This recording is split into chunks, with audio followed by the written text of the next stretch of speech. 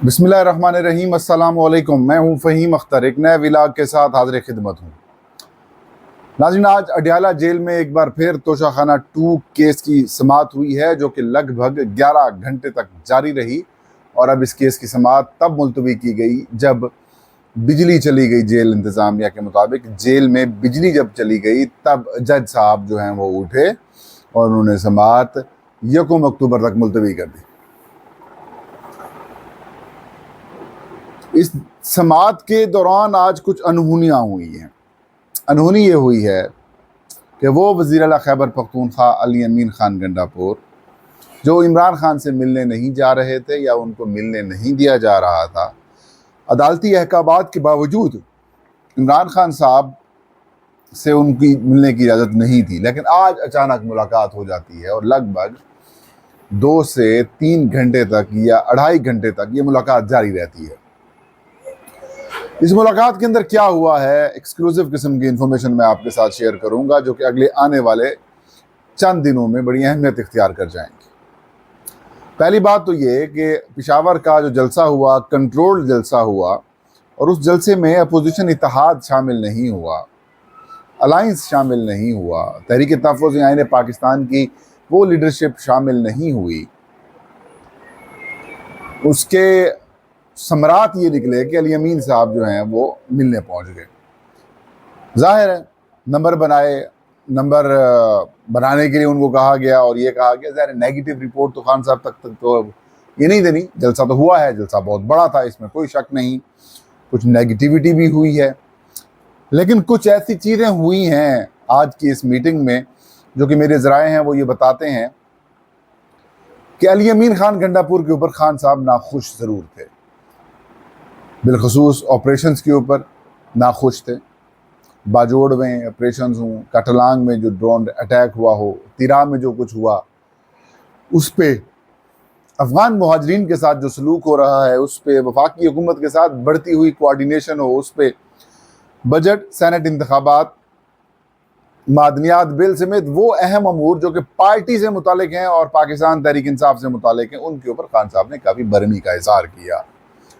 इमरान खान साहब ने कहा कि अली अमीन खान साहब, आपको ये समझ नहीं आ रही कि जो कुछ अवामी नेशनल पार्टी के साथ किया गया या हुआ, वही सारा कुछ पाकिस्तान तहरीक इंसाफ के साथ हो रहा है, और पाकिस्तान तहरीक इंसाफ को हुकूमत से या पाकिस्तान तहरीक इंसाफ की जो मकबूलियत है उसका खात्मा करने के लिए ऑपरेशंस कराए जा रहे हैं। इसके अलावा जो एडमिनिस्ट्रेटिव इशूज़ हैं उनके ऊपर भी खान साहब की जानिब से कहा गया। लेकिन एक चीज़ कॉमन हर दफ़ा होती है, जो खबर जारी कराई जाती है अली अमीन खान गंडापुर की जानिब से, उसमें एक बात ये लिखी जाती है, इमरान खान ने अली अमीन खान गंडापुर के ऊपर एक बार फिर एतमाद का इजहार किया है। मैं कासिर हूं समझने से कि आखिर इसकी ज़रूरत क्यों पड़ती है। जाहिर सी बात है, अभी तक वो वज़ीर आला हैं तो इमरान खान साहब की बदौलत हैं। इमरान खान साहब जिस वक्त कहेंगे कि अली अमीन तुम रिज़ाइन कर जाओ या अली अमीन को हटाने के इमरान खान आर्डर देंगे, तो मैं देखूंगा कि अली अमीन खान गंडापुर के अंदर इतनी पॉलिटिकली जुर्रत है कि वो इमरान खान साहब के इस फैसले की मुखालफत कर सकें और वो हुकूमत के साथ, यानी कि पीपल्स पार्टी मुस्लिम लीग नून के साथ मिलकर अपने आप को बचा लें। ऐसा नहीं होगा। तो मैं पहले दिन से ये कह रहा हूँ कि जो चीज़ें हैं वो अली अमीन खान गंडापुर के अगेंस्ट जा रही हैं, उनके खिलाफ एक मुकम्मल तौर पर आप यूँ कह सकते हैं कि उनके खिलाफ या उनका जो काउंटडाउन है वो शुरू हो चुका है, बहुत सारी वजूहात की वजह से, और उनमें से आज एक बड़ी वजह इस सामने भी आई है। ज़रा से ये खबर मिली है कि तहरीक तहफ़्फ़ुज़ आईन पाकिस्तान के जो सरबराह हैं महमूद खान अचकज़ई, उनको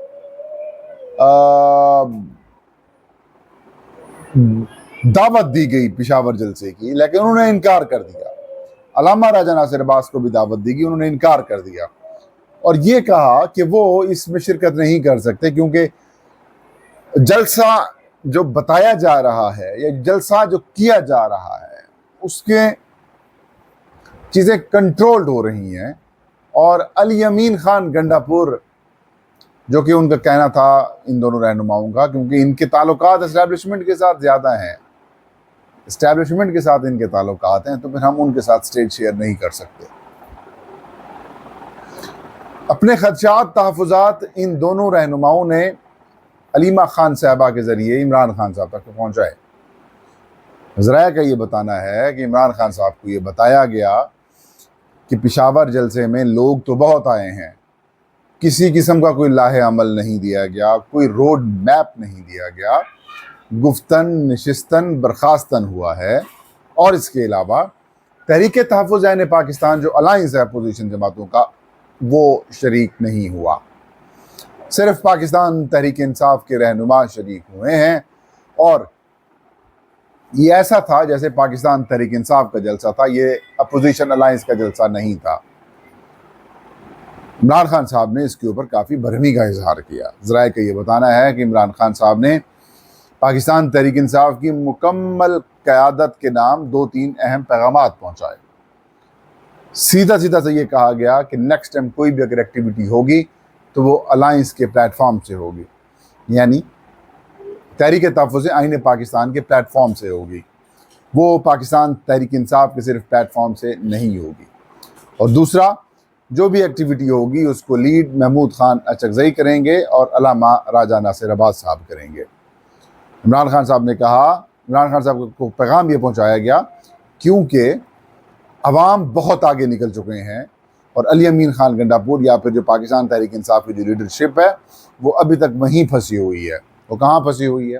इस्टेब्लिशमेंट के साथ बातचीत के अंदर फंसी हुई है, इस्टेब्लिशमेंट के साथ डील के अंदर फंसी हुई है, उनकी इजाज़त से चीज़ें आगे बढ़ाने के ऊपर फंसी हुई है। अब खान साहब को बताया गया कि आपके हुक्म के ऊपर जलसा तो कर दिया गया है, लेकिन उसका आउटकम एज सच कुछ नहीं आया। उसके बाद इमरान खान साहब ने ये हिदायत अपनी पार्टी रहनुमाओं के लिए जारी की कि अगर आप आवाम के साथ चलना चाहते हैं तो देख लें, चल लें, नहीं तो आवाम आपसे आगे निकल जाएंगे और उसके बाद आपके हाथ में कुछ नहीं आना। बड़ा क्लियर मैसेज इमरान खान ने अपने पार्टी रहनुमाओं के नाम दिया है।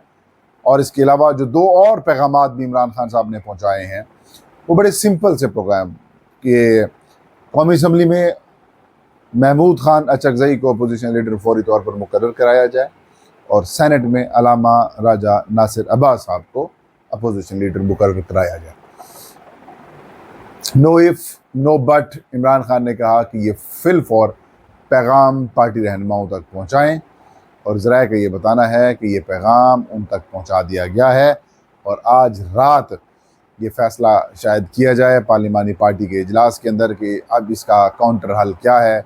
नाम भी कल दे दिए गए हैं इमरान खान साहब से मुलाकात के लिए, जिसमें सलमान अकरम राजा, बैरिस्टर गौहर जो है वो शामिल हैं।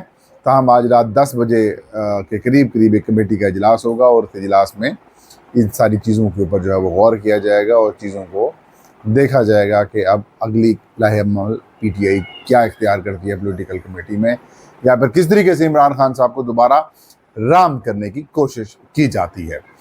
इसके अलावा आज की मीटिंग के दौरान या फिर बाद में अलीमा खान साहब से मुतालिक एक बड़ी पेड न्यूज़ कह सकते हैं, पेड से मुराद पैसों वाली नहीं, फीडेड कह सकते हैं, एक गुमराह कुन किस्म की खबर जो है वो चलवाई गई और उसके अंदर ये दावा कराया गया कि इमरान खान ने अलीमा खान को सियासी मामलात में मुदाखलत से रोक दिया है।